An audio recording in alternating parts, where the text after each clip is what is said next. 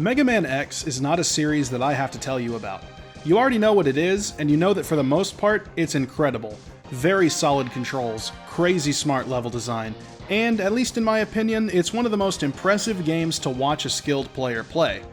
These games are some of the most highly praised in the industry, and that praise is well deserved. It may be the absolute best action platformer design out there. As great as the series was, technology was changing alongside time and player tastes, so a 2D action platformer wasn't going to stay relevant for too much longer.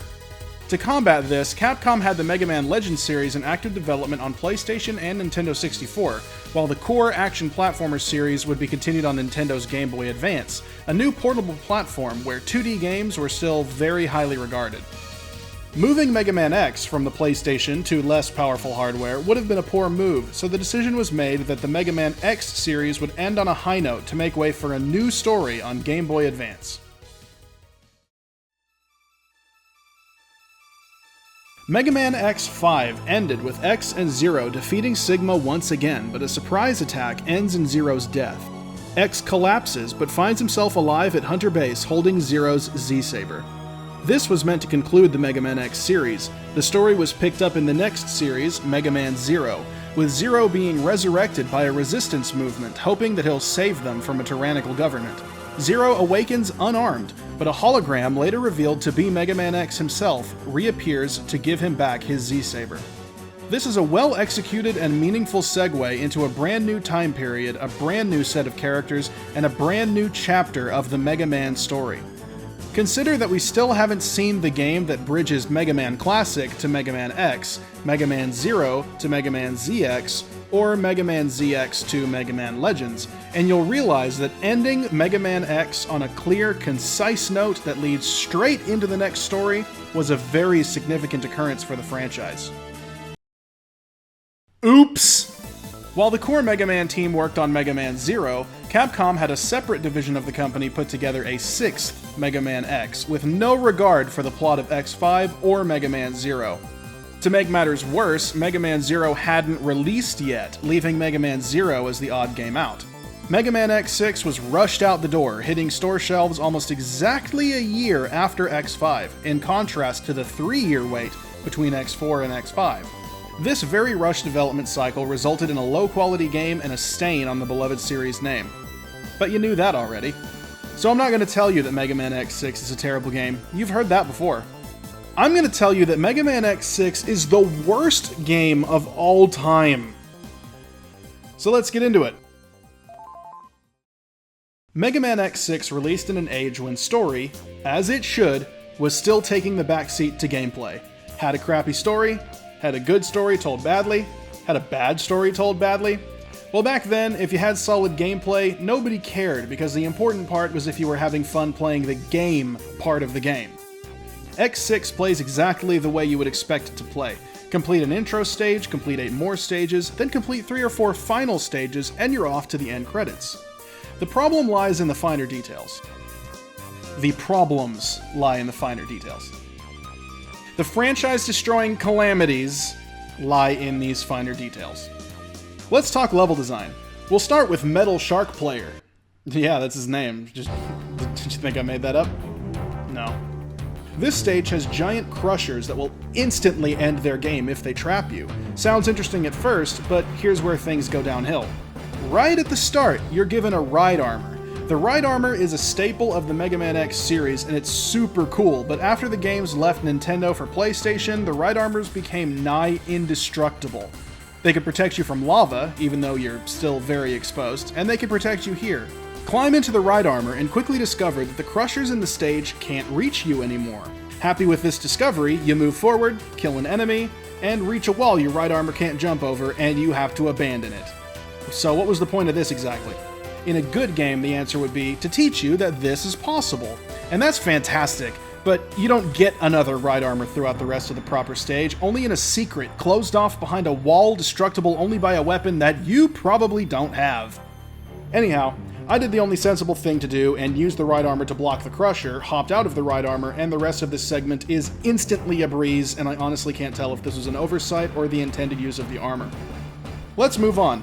Later in Metal Shark Player's stage, there's a secret that's very easy to stumble upon since you're speeding through this corridor so you don't get crushed. The camera will move slightly when you've come too close to the edge of the screen, letting you know that there is more here to explore. Make it through this next crusher, descend this ladder, fall down this pit, and you can save a Reploid and grab some DNA from these guys. Is that it? 'Cause I can't go back up. After you jump across this chasm, and you will because it's the only option you have, you'll notice another Reploid to save and a capsule. But you can't make the jump on your own, so you die.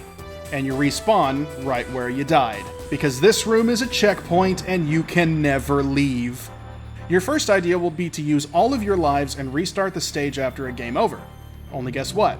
Every Reploid that you saved in the stage so far has acted as an extra life. You should have around 8 by now, so have fun.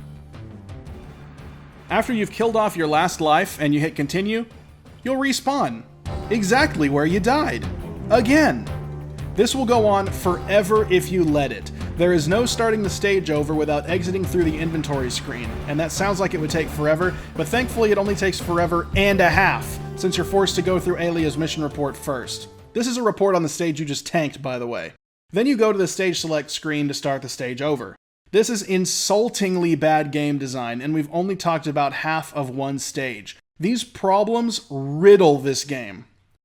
We'll go over a few more issues before we move on. Here we have Infinity Maginion's stage. What is a Maginion? I've never heard of one. I can only imagine Capcom spent so much time researching Maginions that they ran out of time to design his stage. Instead, they just threw as much garbage projectiles on the screen as they possibly could and forgot to even layer them properly. Look at all of this. Look at it. Blizzard Wolffang is a cool character with an awesome song, but he might have the worst stage in the game. It has 3 different obstacles: falling ice, and more different falling ice. These are not enough to fill a stage. First, you have to hide from falling ice. Then you hide from falling ice again. Then you hide from falling ice, but the ladder goes up this time. Alternatively, don't hide from any ice because you're easily fast enough to speed through it all, but Capcom didn't notice. That's problem number 1. After that, you dodge more different falling ice, this time while hopping across small platforms. Some platforms have these cool wolves on them that throw bombs at you. You have barely enough room to dodge, and you can't fight back until the ice stops falling. This is fun, right? After that, you dodge more literal falling ice, sometimes with wolves on top, sometimes no wolves.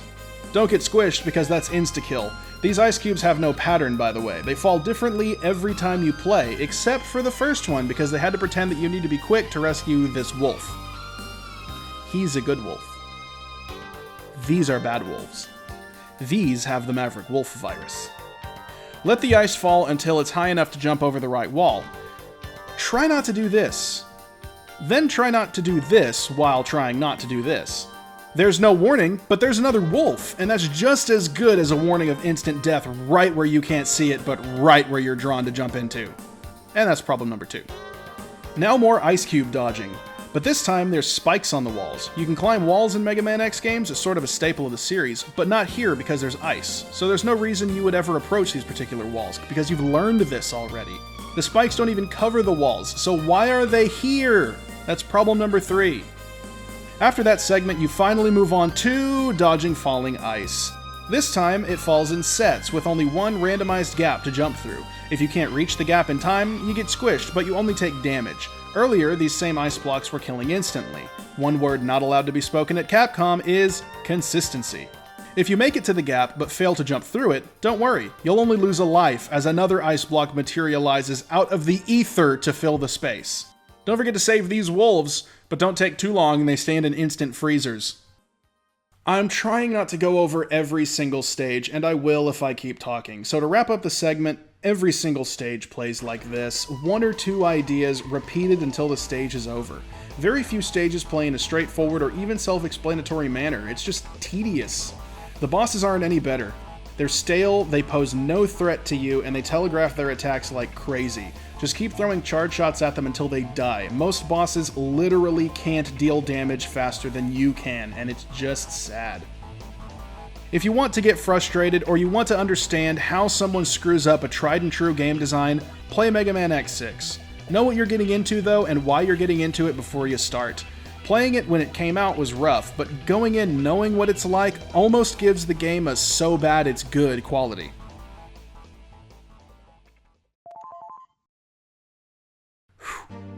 Oh boy. The presentation is abysmal. The story is told with dialogue over still images, and the dialogue is spoken in Japanese. I'm only guessing here, but there likely wasn't the time or the budget to record an English voice track, so you've got the Japanese voices to listen to. Considering the English voice work in Mega Man Legends turned out very well for the era, it's disappointing that X6 has no English voice work, but I would feel much worse knowing that real human beings were asked to deliver lines as awful as, "But if you use Hymax, in just minutes you can control all Reploids on Earth."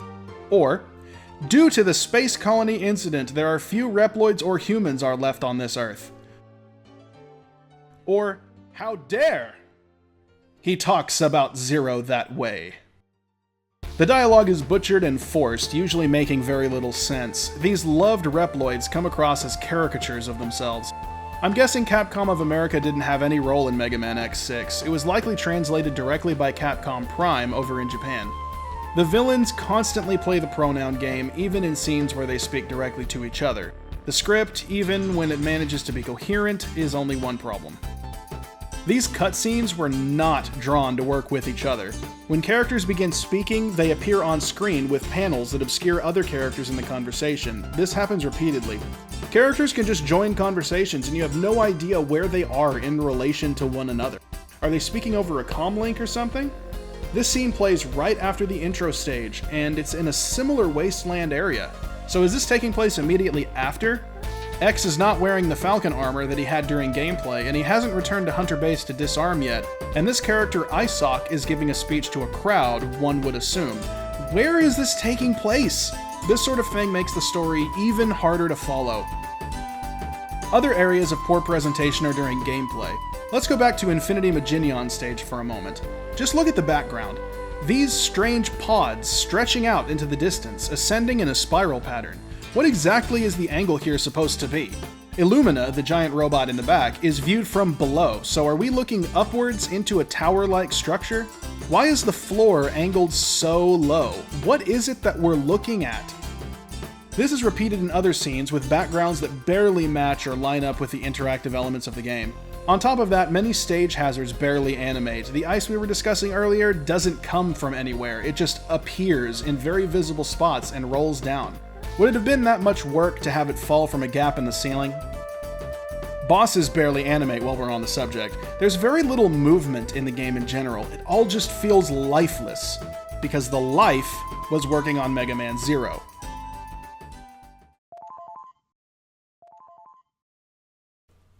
How to fix it? How do you fix Mega Man X6? I could just say, don't make a sequel to a beloved and concluded franchise without the talent that made it good in the first place, but then we wouldn't have Diablo 3, and that's just not a world I want to live in. Did you like that? Did you like that joke? I took all of my sarcasm and doubled it. My real advice on this is difficult to summarize. The levels in the game are all bland and awful, so without going in depth on each one and how to fix every problem, it's honestly just easier to say ditch these levels entirely and build better ones. Now we're left asking what better means, and I'll just go play any previous Mega Man X game and compare the design elements that they contain. I guess another way to fix this game is to put people in charge who really care for the subject matter and aren't just in it for one last quick buck on a platform losing relevance. These people aren't common at Capcom though, so it's another moot point. So, again, it's honestly hard to say how to fix a situation like this one. Build a better game is really what it comes down to in my eyes. If you lack the ability to create something that keeps up to the quality standard, consider not doing anything at all, especially if you don't care to keep in line with the story and the characters. Mega Man Zero was well on the way. Nobody would have cried without Mega Man X6.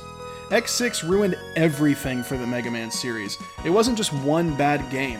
It destroyed the series' story, it destroyed all respect it had for itself, but that's a story for another time. Thank you for watching. Please check out the rest of the stuff on the channel. We got lots of cool stuff coming out.